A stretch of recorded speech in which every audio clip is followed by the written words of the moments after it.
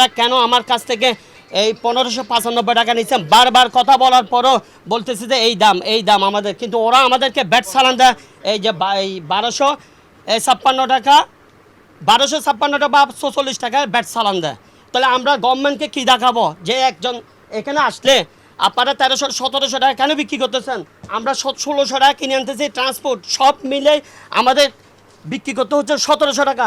সরকার একটা গ্যাসের ক্ষেত্রে মূল্য নির্ধারণ করে দিয়েছে, 12 লিটারের 12 কেজির যে সিলিন্ডার সেটার দাম নির্ধারণ করে দিয়েছে 2 তারিখে 1728 টাকা। আমরা এই প্রতিষ্ঠানে এসে যে বিষয়টা দেখলাম, ওনারা 1728 টাকার গ্যাসটা বিক্রি করছেন 1950 টাকা। দ্যাট মিনস হচ্ছে আপনার 222 টাকা হচ্ছে আপনার বর্ধিত মূল্য গ্রহণ করে তারা বিক্রি করেছেন।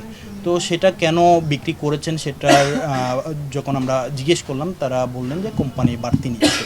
একটা আমাদেরকে প্রমাণও দেখালেন, তবে সেটা হচ্ছে আপনার এপ্রিলের 1 তারিখে তাদের কেনায় পড়েছে বাড়তি। তবে বাড়তি কেনার ক্ষেত্রে তাদের যেটা আসলে কোম্পানির কাছে জিজ্ঞেস করা দরকার ছিল, আগের যে রেট ছিল সেই রেটের থেকে কেন বাড়তি নিচ্ছে সেটা তাদের জিজ্ঞেস করা দরকার ছিল। এটা একটা বিষয়, তারা সেটা করেননি। সাথে সাথে যখন কোম্পানি বাড়তি চাচ্ছে বলে তারা দাবি করছেন, সেই বিষয়টা সরকারি দপ্তর যারা মনিটরিং করে তাদেরকে জানানো দরকার ছিল।